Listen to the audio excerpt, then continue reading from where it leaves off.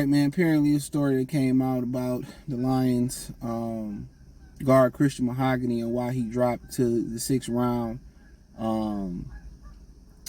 There was issue with one of his legs being significantly longer than the other leg. Is one of the reasons he dropped into the draft. They started talking about maybe some system and scheme issues with him as well. So they also, said that Brown Holmes said he knew it was some issues going on with him, and he didn't go into detail about those issues. But one of the things was one leg was longer than the other, so I guess it was significantly longer where a chiropractor adjustment wouldn't make a difference. So, but yeah, sometimes your body go a certain way, and tensed up and multiple, not gonna say multiple sclerosis, but that's true too. But sometimes, bad posture and all that. Sometimes you might have an arm longer than the other arm, and adjustment to even it out.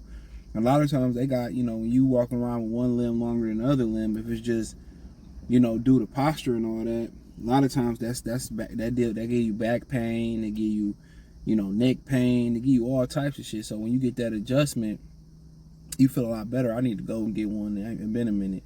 But you got some people who don't mess with chiropractors, but hey, you got to get a trusted one just like any other doctor. And you feel a lot better. Neck pains, sometimes they got a masseuses in there, them little pains and all that. And then another thing, I used to do, and I got to start, I'm probably going to start back this summer, is going to get professionally stretched out.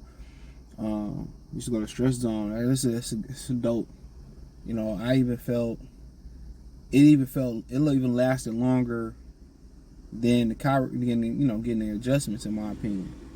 So yeah, I'm a wellness dude. So I lift. So I do the adjustments, I do stretch, and I do about a massage once a month. Last month I had 2 of them boys. The place I wanted to go got closed, so it closed for the day or whatever. So I got to make an appointment coming up.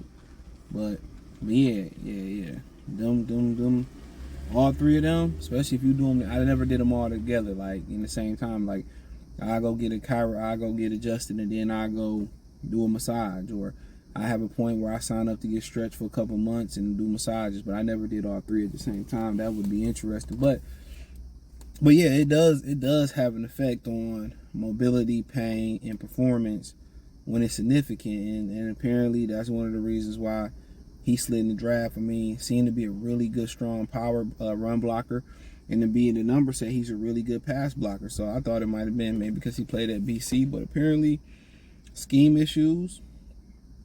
And you talking about scheme issues, you're probably talking about schemes where he needed to be pulling and kicking and leading and lead blocking and getting downfield and sprinting, mobility. But if he been playing well with one leg being longer than the other leg, I mean, they said significantly longer, and he been doing well. It ain't like he playing tackle. And guards, depending on that zone blocking scheme, yeah, you got to do some things, some cutting and some moving, and sometimes they got situations where you pulling a lot. But if he was that good of a run and pass blocker, at Boston College, I don't know what the 411 is, to be honest. I really don't. I don't know what the 411 is. But we'll see. But you get that value down there, and Brad said he was shocked, and he said it was some other guys that went way ahead of him who he had way more concerns about than Christian Mahogany. So we'll see, man. We'll see. I mean, like I always say, Stenberger didn't pan out. I think he was drafted by the previous regime, and this is around the time you really could have used Stenberger too. So you hope Corey Sorsdale figure out. But the crazy thing about it is this. You got Sorsdale, Manu, and you got Mahogany. All of them are projected to be guards. So, Manu, the guy they drafted and they moved up and got, he ain't even no damn tackle. They not even going to play him at tackle. They project him to be a guard. They project Dog to be a guard. So, Mahogany going to be a guard. And then you got Corey Sorsdale he was a tackle who converted to guard. So, at the end of the day, the Lions either about to pay Taylor Decker or they got to find another guard, a tackle. So most of these guys they got projecting is playing guard. And we know Manu's probably going to redshirt this year, and that is what it is. So Sorsdale and Mahogany is going to be your guards. I mean, the only thing you're really missing if Frank Ragnar retires is center. So could they get one of those guys to play center? Don't know. But if you're talking about, you know, Manu and all that athleticism, you might want him to play, you know, you think about him playing tackle, shit, you know, that big and that athletic. But playing guard, you know, Mark Schlereth, you know, the Broncos used to be on TV. He said, oh, we say any old bum can play guard. Yeah, they are playing guard. Tackle, especially left tackle, if you for a right-handed quarterback, that's where the true bacon come in at. Tackle is just, you got to have the length and the athleticism and the agility, you know, and thanks to Lawrence Taylor, he made the left tackle a very lucrative position. Because he ended a bunch of quarterbacks' careers. I'll tell you that. He put a bunch of quarterbacks on IR, my boy. For real, for real. He put a bunch of guys out of commission. So, you know, Joe Theismann, he snapped his leg in half. I'm not laughing, but I'm just saying, like, it was some savage stuff. But yeah, you know, it's, you know, but if you feel like a guy ain't mobile enough, or I'm guessing the mobility is the big thing. So, you know, but it might be the steal of the draft. Now everybody, if it is, now everybody gonna be good alignment, looking for alignment with one shorter leg than the other. That's gonna be the thing. It's a copycat league.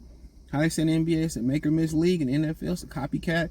It's a copycat league. The Wildcat was popping in college. They took the Wildcat from college, got it popping. The spread offense was popping in college. They implemented the spread offense in the NFL. Remember, they had the option that was rolling for a hot second. They was using the option. Then Tampa Bay shut somebody option down. And Warren Sapp said, we too fast for that shit in the league. This ain't college or high school. It's a copycat league. The only thing that really ain't a copycat per se is defense. But there's only so much things you can do defense. 5-2, 4-4. You know, there's only so many fronts you can play in defense. Or so much you can scheme on offense. The possibilities is endless. We didn't see cover Tampa 2 schemes win it. We didn't see cover 3 Pete Carroll and Seahawks win it. We didn't see man-to-man defenses win it. We didn't see the 46 Bear front win it. You know what I'm saying? We didn't see different defenses get the job done. Hybrid, we 3-4, 4-3, odd, even. You know, we didn't see different ones do what they need to do. So, but let me know what you girls and guys think. Check out Detroit Lions Talk playlist. Thumbs up the video, share the video, subscribe to the channel. The subscribe button is the bell icon button. Hit all notifications, increase your chance getting notifications. We go live or drop video. Financially, want to support the channel. Cash App, $CJ Good 313, Venmo, CJ Good 313, PayPal link description. Peace.